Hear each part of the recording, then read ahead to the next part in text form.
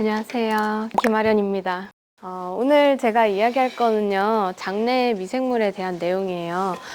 지난번에 제가 콩과 이야기를 하면서 좀 잠깐 이야기를 했는데, 오늘 조금 더 자세하게 전반적인 얘기를 좀 쭉 해볼까 해요. 오늘 얘기를 들으시면서 장내 미생물이 왜 그렇게 중요한지 다시 한번 생각해 보시면 좋을 것 같고, 그리고 특히나 암을 치료하는 입장에서는 또 이게 얼마나 큰 의미를 가지는지 알아가시면 좋겠고요. 마지막으로는 미생물을 좀 어떻게 하면 우리에게 좋은 방향으로 우리가 바꿀 수 있는지에 대한 것도 이야기를 들으시면 좋을 것 같습니다. 우리 몸 안에 바이러스나 세균이나 박테리아, 기생충, 곰팡이 이렇게 우리 몸 안에서 우리와 공생을 이루고 살아가는 생물들을 다 통틀어서 이야기를 합니다. 장내 미생물이 우리 몸 안에서는 굉장히 여러 가지 일들을 하고 있는데요. 대표적으로는 우리가 못 먹는 것들을 우리를 대신해서 소화를 해서 우리에게 좀 이로운 물질들을 제공을 해줘요. 대표적으로는 우리가 야채나 채소를 먹을 때 우리는 사실 이 세포벽이 굉장히 단단하게 이 채소를 둘러싸고 있기 때문에 이 세포벽을 소화를 못 시켜요. 그래서 만약에 미생물이 없으면은 채소가 좋다고 아무리 먹어봤자 그냥 그대로 다 나가게 되거든요. 근데 장내 미생물은 이 세포벽을 둘러싸는 이 단단한 셀룰로스를 분해를 할 수 있기 때문에 우리에게 굉장히 좋은 파이토케미컬이라든지 이런 미세 영양소들이 다 요 안에 있는데 얘네들을 분해해서 우리 몸 안에 들어올 수 있게 도와줍니다. 그리고 또 한 가지는 면역과도 굉장히 관련이 깊다라고 얘기를 하고 있는데요. 우리 몸 안에 있는 장내 미생물이 채소를 먹으면요. 그 채소를 걔네들이 소화를 시켜서 단세 지방산이라는 걸 만들어내요. 근데 이 단세 지방산은 미생물에게 좋은 먹이가 되기도 하고요. 장에는 이렇게 튼튼한 점막층이 있어요. 이 장 점막을 유지하는 데 되게 도움을 많이 줍니다.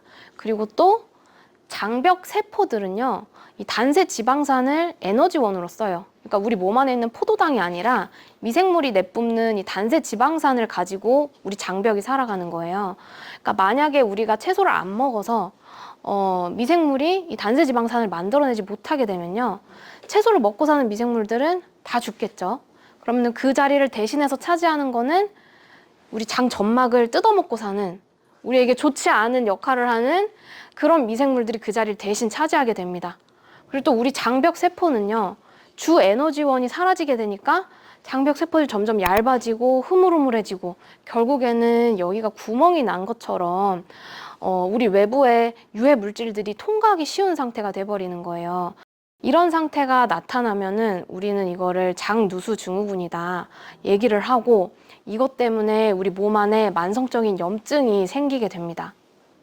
또 한 가지는 이 식도에서부터 항문까지 이어지는 우리 장 주변에는요, 이 창자신경계라고 하는 신경계가 둘러싸고 있어요. 우리가 처음에는 우리 몸에는 이제 뇌나 척수, 중추신경계나 말초신경계, 자율신경계 이런 게 우리 신경계 전부라고 생각을 했는데, 우리 몸에는 또 한 가지의 신경계가 존재하고 있었던 거예요.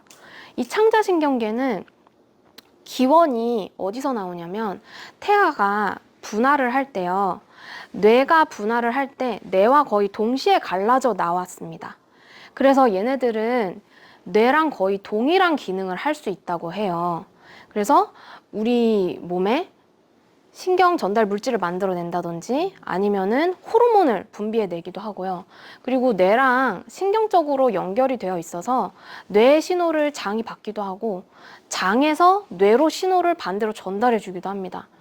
그래서 이 장이 안 좋은 사람들은요, 정신 관련된 질환이 많이 일어난다고 해요. 장이 좀 안 좋으면은 우울증이라든지 아니면 ADHD, 심지어 자폐나 치매 이런 것도 훨씬 더 많이 일어난다고 하는데, 그 원인을 이 창자신경계 때문이다 라고 얘기를 합니다. 근데 이 창자신경계는 장내 미생물이 만들어내는 물질을 가지고 얘는 작동을 해요. 자, 이렇게 일반적인 상황에서 장내 미생물이 우리 몸에는 크게 3가지 정도의 역할을 한다 말씀을 드렸는데요. 그럼 암을 치료하는 사람의 입장에서는 얼마나 더 중요해지는가? 장내 미생물이 우리 항암 치료, 전반적인 암 치료의 효과를 좌우를 한다라고 얘기를 합니다. 우리가 이제 방사선 치료를 받게 되면은요, 제일 좀 주로 나타나는 부작용이 방사선 치료를 하면 걔네들이 골수세포를 공격하잖아요. 그래서 우리의 백혈구 수치가 점점 떨어지게 되는데 장내 미생물이 만들어내는 물질들이 이 골수세포를 보호를 해서 백혈구 수치가 떨어지는 거를 막아준다고 합니다. 그리고 또 한 가지는 우리가 항암요법을 할 때 내성이 잘 생기는 게 좀 문제잖아요. 근데 이 장내 미생물이 얼마나 역할을 잘하느냐에 따라서 내성이 생기기도 하고 아니면은 내성이 이미 생긴 게 없어지기도 한다고 합니다. 그리고 우리 이제 암 종양을 둘러싸고 있는 종양 미세 환경이라고 암 주변에는 굉장히 독특한 환경이 형성되어 있는데요. 이 종양 미세 환경 때문에 우리가 쓰는 이제 항암제라든지 이런 치료법들이 효과가 나타나기도 하고 잘 안 나타나기도 하고 그래요. 근데 우리 이 미생물이 어떻게 작용을 하는지에 따라서 이 종양 미세 환경을 뚫고 항암제가 들어갈 수 있도록 도와주기도 하고요. 아니면은 반대로 이 종양 미세 환경을 더 강화를 시켜서 다른 곳으로 전이가 되도록 도와주기도 하고 그렇게까지 달라진다고 합니다. 조금 더 세부적으로 얘기를 해보자면요. 젬시타빈이나 옥살리플라틴, 그다음에 엔독산 이런 세포 독성 항암제들은 우리가 장내 미생물이 어떻게 작용을 하느냐에 따라서 내성이 생겼다가도 없어지기도 하고 그렇게 달라진다고 해요. 그리고 키트루다나 여보이, 옵디보 이런 면역 항암제들 있잖아요. 얘네들이 효과는 굉장히 좋은데 사람마다 그 효과가 너무 다르게 나타난다. 이게 좀 쓰기 가장 어려운 이유 중에 하나잖아요. 근데 이 면역 항암제의 효과를 올려줄 수 있는 그 효과를 좌우하는 게 바로 이 장내 미생물이더라. 이런 게 알려졌어요. 그래서 최근에는 우리가 항암제를 쓸 때 세포독성이든 면역 항암제든 쓸 때 어떤 장내 미생물과 결합해서 쓰면은 좋을까. 그래서 같이 쓰면 좋은 미생물의 조합 이런 것들을 굉장히 연구를 많이 하고 있습니다. 그리고 이 장내 미생물이 우리 창자 신경계를 구성을 해서 뇌와 서로 연관이 되어 있다. 이렇게 제가 앞서서 얘기를 드렸는데요. 그러면은 과연 이 뇌에 있는 암에도 영향을 미칠 수 있을까? 궁금하잖아요. 사실 이 뇌는요, 뇌혈관 장벽이라는 굉장히 쫌쫌한 막으로 둘러싸여 있어요. 그렇기 때문에 뇌에 암이 생기면은 치료가 어려운 이유 중에 하나가 대부분의 약물들은 이 뇌혈관 장벽을 통과를 못해요. 그렇기 때문에 우리가 뇌로 암이 전이가 됐다거나 아니면 뇌에 암이 생겼을 때 치료가 참 어려운 이유 중에 하나입니다. 근데 이 장내 미생물이 만들어내는 신경 전달 물질은 이 뇌혈관 장벽을 거의 다 통과를 할 수가 있어요. 그러니까 얘네들은 직접적으로 우리 뇌에 영향을 줄 수 있는 거죠. 그래서 이거는 2020년도에 나온 논문인데요. 우리 장내 미생물이 만들어내는 물질이 우리 뇌에 있는 암에 전이를 돕기도 하고 또 전이를 막기도 하고 뇌에 암이 전이가 됐을 때 그 종양을 더 키우거나 아니면 줄이거나 하는데 굉장히 핵심적으로 작용하더라 라는 논문입니다. 그 기전은 좀 복잡하기는 한데요. 여러 가지 방법으로 뇌 안에 있는 신경세포를 변화를 시키기도 하고요. 얘네들이 만들어내는 물질이 우리 그 종양을 키우기도 하고 억제하기도 하더라. 이런 결론인데요. 여기서 좀 핵심적으로 작용을 하는 게 생선이나 아니면 견과류에 들어있는 트립토판이라는 성분이에요. 이 장내 미생물이 트립토판을 가지고 만들어내는 물질이 우리 뇌에 있는 암을 억제하는데 굉장히 유용한 작용을 하는데 반대로 이 암은요, 이 트립토판을 자꾸 고갈시키는 이런 활동을 한다고 합니다. 제가 계속해서 말씀을 드린 게 이 장내 미생물이 우리에게 좋게도 작용하기도 하고 또 어떨 때는 암을 치료하는데 굉장히 나쁜 역할을 하기도 한다더라. 이렇게 계속해서 말씀을 드렸는데 이게 그래서 좋다는 거냐 나쁘다는 거냐 궁금할 것 같은데요. 사실 이 미생물이 딱 잘라서 어떤 미생물은 좋다, 어떤 미생물은 안 좋다 얘기를 하기가 되게 어려워요. 여기에 대해서 좀 설명을 하자면 처음에 우리가 어떻게 미생물을 인식을 하게 됐는지 그거부터 얘기를 좀 해볼게요. 제일 처음에는 이 미생물을 질병의 원인이라고 다 생각을 했어요. 우리 몸에 미생물이 들어오면은 다 질병을 일으킨다고 생각을 해서 어떤 미생물이 어떤 병을 일으키냐. 그래서 어떻게 하면 그걸 우리 몸에서 잘 제거를 할 수 있느냐. 이런 거를 생각을 많이 했고요.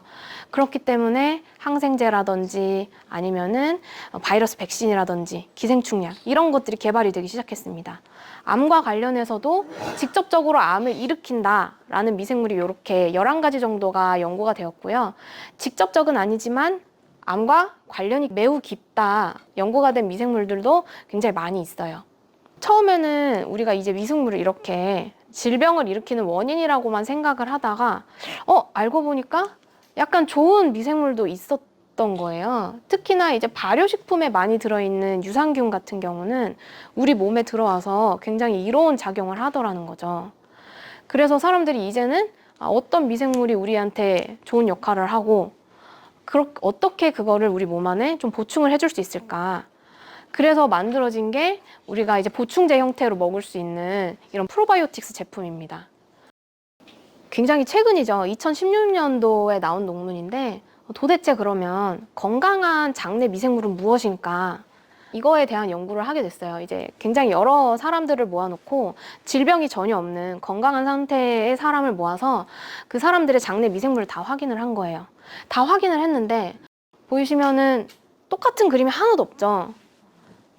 사람들을 조사하고 봤더니 똑같은 미생물 구성이 하나도 없는 거예요. 다 다르게 나오고 구성이 얼마나 다르냐면 뭐 거의 10배, 20배 거의 일관성이 없이 나왔습니다. 근데 재밌는 거는 몸 안에 있는 미생물의 구성은 다 다른데 건강한 사람일 경우에는 얘네들이 하는 기능적인 역할은 똑같은 거예요. 얘네들이 그러니까 구성이 다르더라고 해서 역할이 다른 게 아니고 구성이 달라도 건강한 장내 미생물 환경 안에 놓여져 있으면 걔네들은 우리 몸에서 똑같이 우리한테 유익한 작용을 한다는 거죠. 우리가 좋은 미생물 환경이 뭘까 그러면 이거를 생각할 때 사실은 우리가 자연을 바라보는 거랑 거의 똑같은 관점을 가지고 봅니다. 우리가 이제 뭐 나무가 좋다고 해서 산에 나무밖에 없으면 그건 좋은 환경이라고 얘기하진 않잖아요. 그리고 또 우리한테 뭐 파리나 모기가 굉장히 해가 된다고 해서 자연에 파리랑 모기가 있다고 그거를 되게 나쁜 생태계다 이렇게 얘기하지 않잖아요. 똑같습니다. 우리 장내 미생물도 좋은 미생물이 있다 해서 좋다고 얘기하지 않고 나쁜 미생물이 있다 해서 나쁘다고 하지 않고요. 걔네들이 정말 다양한 종류가 있고 그 다양한 종류가 풍부하게 서로 많은 연관성을 가지고 있을 때 우리는 그 미생물 생태계를 좋은 생태계다 이렇게 결론을 짓는 거예요. 실제적으로도 미생물 장내 생태계가 종이 많고 풍부할수록 우리 몸에 더 유익하게 기능을 한다고 합니다. 그러면은 이제 우리가 이 장내 미생물에게 우리는 어떻게 해서 영향을 줄 수 있을까? 몇 가지 요소가 있어요. 그 중에서도 아마 제일 편하게 적용할 수 있는 거는 먹는 거일 것 같아요. 근데 먹는 거를 생각하기 이전에 우리의 장내 미생물은 우리랑 공생을 이루면서 살았다고 제가 얘기를 했는데 이 공생 관계는 하루아침에 만들어진 게 아니거든요. 인류의 출현과 동시에 미생물은 우리 몸 안에 들어와서 지금까지 쭉 살아남았고요. 지금의 식생활을 가진 거는 100년밖에 안 됐고 농업을 시작한 것도 10,000년 정도밖에 안 됐어요. 그러면 대부분 399만 년 동안 있었던 식생활에 가장 최적화돼서 자리 잡은 게 현재 우리 몸 안에 있는 장내 미생물이에요. 그러니까 우리가 옛날엔 주로 어떤 음식을 먹었느냐 요거를 알아보는 것도 장내 미생물에게 좋은 환경을 제공하는 데 중요하겠죠. 요거를 유추할 수 있는 거는 몇 가지 방법이 있어요.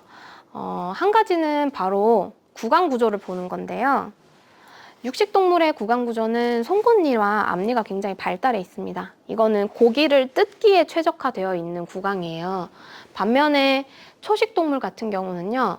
어금니가 발달이 되어 있어요. 이 어금니는 단단한 씨앗 같은 거를 씹어서 갈아서 먹기 좋게 되어 있고 또 오랫동안 풀을 씹는데 특화되어 있는 그런 구강이다 얘기할 수 있을 것 같아요. 사람은 그러면은 어떤가 하고 봤더니 육식동물과 초식동물의 특성을 다 가지고 있긴 합니다. 근데 보시면은 육식동물의 핵심이라고 할 수 있는 송곳니는 그렇게까지 발달되진 않았어요. 반면에 이 어금니는 굉장히 잘 발달되어져 있죠. 그리고 또 한 가지, 사람은 육식동물과는 다르게 입안에 있는 침샘에서 탄수화물을 분비하는 효소가 나오거든요. 이거는 육식동물이 아니라 초식동물이 가지고 있는 고유한 특성입니다. 또 한 가지를 더 볼게요. 사실 사람은 비타민C를 합성을 못 하거든요.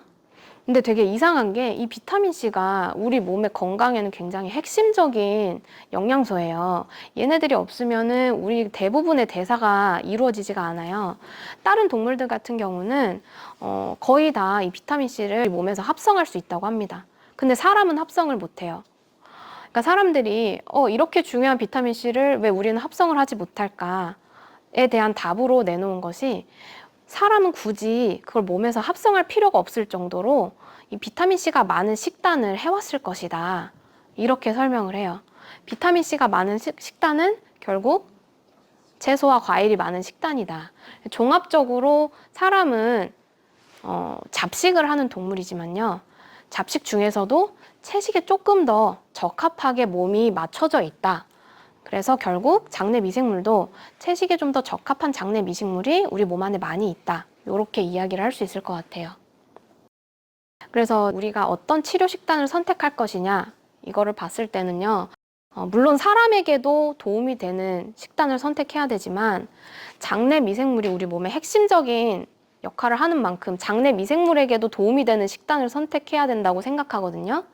근데 이거는 저 혼자만 그렇게 생각하는 게 아니고 요즘 들어서 정말 많은 사람들이 장내 미생물에게 좋은 식단을 우리가 먹어야 된다 이렇게 얘기를 합니다.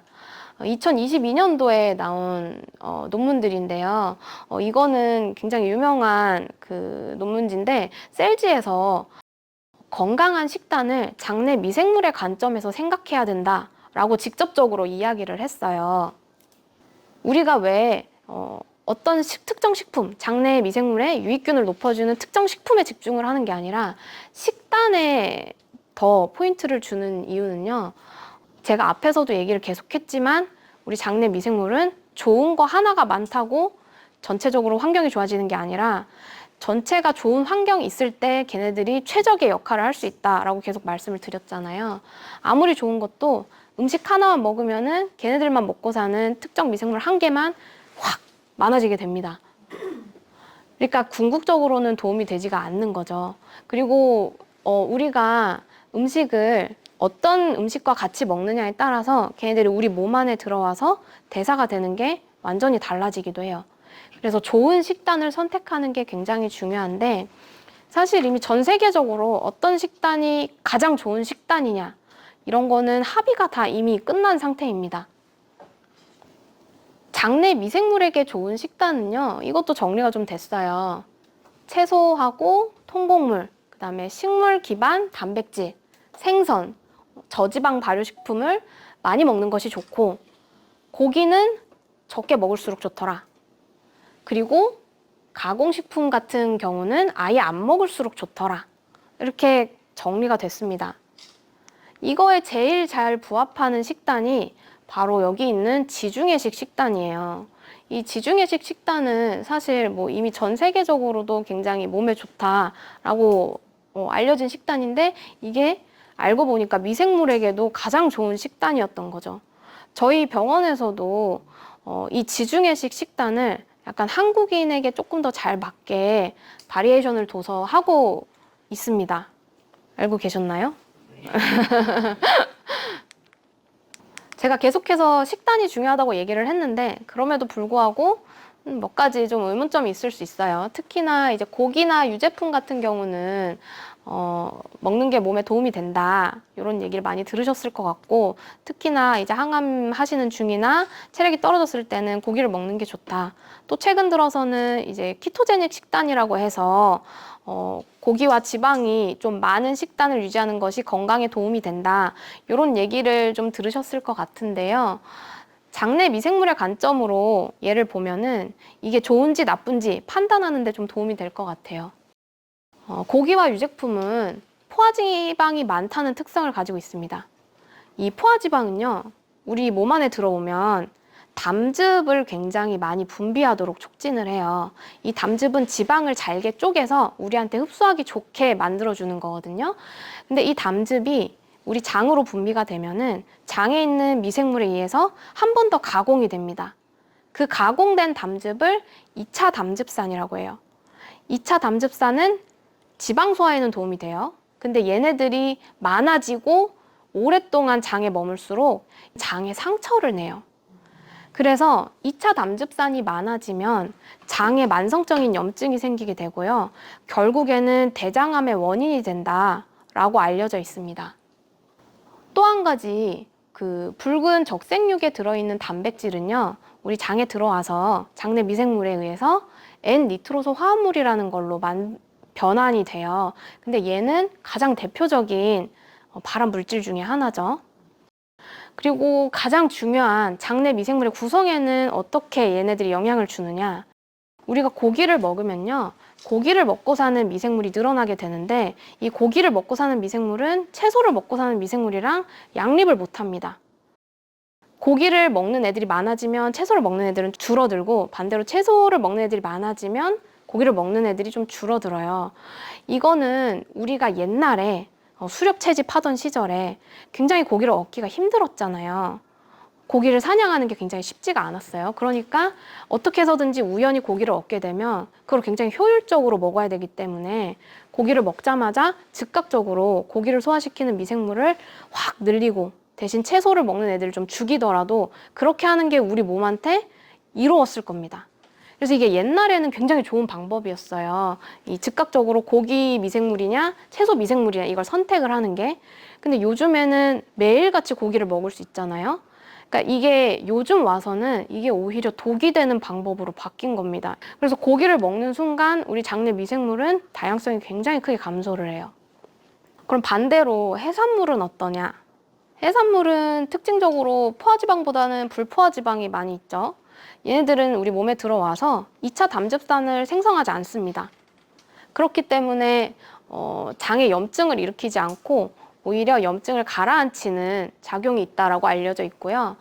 생선에 들어있는 단백질 역시 이 N니트로소 화합물을 만들어내지 않는다고 해요. 그리고 우리가 그 해산물 단백질을 먹었을 때는요, 장내 미생물이 거기에 있는 특히 오메가3의 영향을 많이 받아서 굉장히 다양성이 풍부해진다고 해요.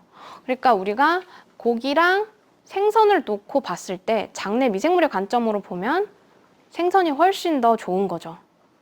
그래서 앞에서 이 키토제닉 식단을 볼 때요, 사실 이게 단기적으로는 되게 좋아요. 키토제닉 식단을 하면은 단기적으로는 우리 몸에 그 면역 과민 반응을 억제해주는 쪽으로 다 바뀌거든요.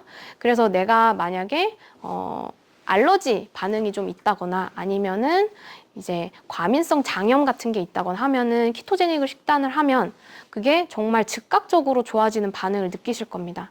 근데 이게 장기적으로 가면요, 6개월 이상 가게 되면은 그 좋았던 작용보다 얘를 하면서 우리가 받는 손해가 더 커지게 돼요. 장기적으로는 장내 미생물 관점에서는 좋은 식단이 아니다, 이렇게 얘기를 할 수 있을 것 같습니다. 그러면은 우리가 좋은 식단을 선택을 했어요. 지중해식 식단이 좋다고 해서 이걸 선택을 했는데, 얼마나 이 식단을 유지를 해야지 장내 미생물이 좋은 환경으로 유지가 될까요? 생각보다 오래 해야 됩니다. 우리 장내 미생물은요, 우리가 먹은 음식물에 굉장히 즉각적으로 반응을 하기도 하는데요, 얘네들은 마치 요요처럼 그 원래의 상태로 돌아가려고 하는 특성이 있어요. 여기 보이시는 굉장히 이렇게 급격한 변화는 내가 이제 먹은 식단에 달라지는 거를 나타낸 건데, 이게 짧은 순간에는 굉장히 변화가 커요. 근데 1년, 2년 이렇게 장기적으로 봤을 때는 거의 변화가 없죠. 그냥 똑같은 선이 이렇게 쭉 나타나죠. 우리 장내 미생물은 3살 무렵에 이미 완성이 되어진다고 하는데요, 평생 동안 그 3살 때 장내 미생물이 거의 변하지 않는다고 합니다. 실제로 연구를 했을 때도 1달, 2달, 3달 정도 치료식을 투여를 했어요. 그러고 나서 1, 2주 정도 원래 내가 먹었던 식단을 했더니 1, 2주의 원래 식단에 바로 그전 미생물 상태로 다 돌아갔다고 합니다. 그러니까 이 장내 미생물을 좋은 상태로 유지하는데 식단을 바꾸는 것도 중요한데 그 식단을 오래 유지하는 것도 굉장히 중요한 거예요. 어느 정도로 오래 해야 되냐? 사실 그거는 사람마다 너무 달라서 뭐라고 얘기하긴 참 어려운데 적어도 1년 이상, 수년 이상의 식단을 바꾼 상태를 유지를 해야지 의미가 있다고 합니다. 자, 그래서 우리가 바꾼 식단이 우리에게 아예 습관이 돼서 정착할 수 있도록 하는 게 중요하고요.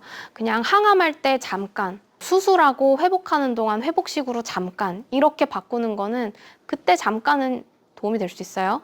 근데 그게 원래 식단으로 돌아가는 순간 다시 우리 장내 미생물은 질병을 일으키기 쉬운 상태가 되고 그렇기 때문에 전이나 재발의 원인이 될 수가 있는 겁니다. 장내 미생물이 식단에 영향을 많이 받는다고 좀 얘기를 드렸는데요. 또 한 가지 영향을 미치는 게 있어요. 우리의 마음인데 스트레스를 받으면은 장이 좀 안 좋아진다. 스트레스가 직접적으로 장을 좀 악화시키게 됩니다. 우리가 스트레스를 받게 되면은 이 뇌와 연결된 미주신경을 통해서 바로 이 장벽들이 약간 느슨해져요. 그 사이를 통해서 우리가 좋지 않은 게 막 들어오기도 하고요. 또 장기적으로 스트레스를 받게 되면 코티솔이라는 호르몬이 분비가 되는데 얘가 장내 미생물의 다양성을 줄이게 되거든요. 그래서 스트레스는 장내 미생물에도 좋지 않은 영향을 준다. 그러면 반대로 우리가 생각을 바꿔서 명상을 한다든지 호흡을 한다든지 이렇게 하면 장내 미생물이 좋아질까요? 좋아집니다.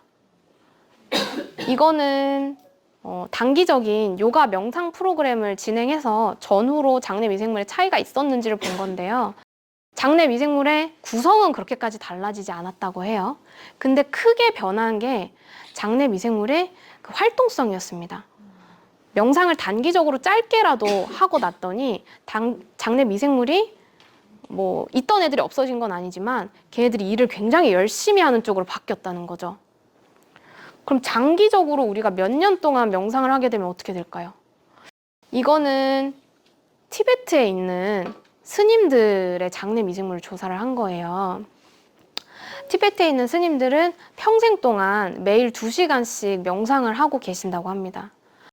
이분들의 장내 미생물을 조사를 해봤더니 그 주변에 살고 있던 똑같은 식단을 하는 일반 주민들에 비해서 압도적으로 장내 미생물의 다양성이 높았고요. 그리고 장내 미생물의 활동성도 좀 압도적으로 높았다고 해요. 그러니까 굉장히 장내 미생물의 환경도 좋을 뿐더러 그 환경을 조성하는 애들이 다 일도 열심히 하는 상태로 바뀌었다더라. 이런 거죠. 좀 생각을 해보면요. 우리가 식사는 하루에 3번 하시죠, 많아봤자. 근데 우리가 호흡은 하루에 2만 번 한다고 합니다. 그리고 우리의 생각은 24시간 내내 우리와 함께 있죠. 그러니까 사실 먹는 것보다도 더 중요한 게 우리의 호흡이고 그것보다도 더 중요한 것이 우리의 마음 상태다. 이렇게 얘기를 할 수 있을 것 같아요. 제가 오늘 했던 내용을 좀 정리를 해보자면 결국에 궁극적으로는 장내 미생물에게 좋은 것이 우리에게도 좋다. 그리고 식단 하나하나, 식품 하나하나 어떤 음식이 좋냐, 어떤 음식이 안 좋냐 이거에 집착을 하는 게 사실은 큰 의미가 없고 어떤 식단을 우리가 할 것이냐 이게 훨씬 더 중요합니다. 그리고 사실은 먹는 것보다 우리 장내 미생물에게는 더 큰 영향을 미치는 요소가 바로 마음입니다. 이렇게 정리를 할 수 있을 것 같아요. 도움이 되셨으면 좋겠습니다. 네.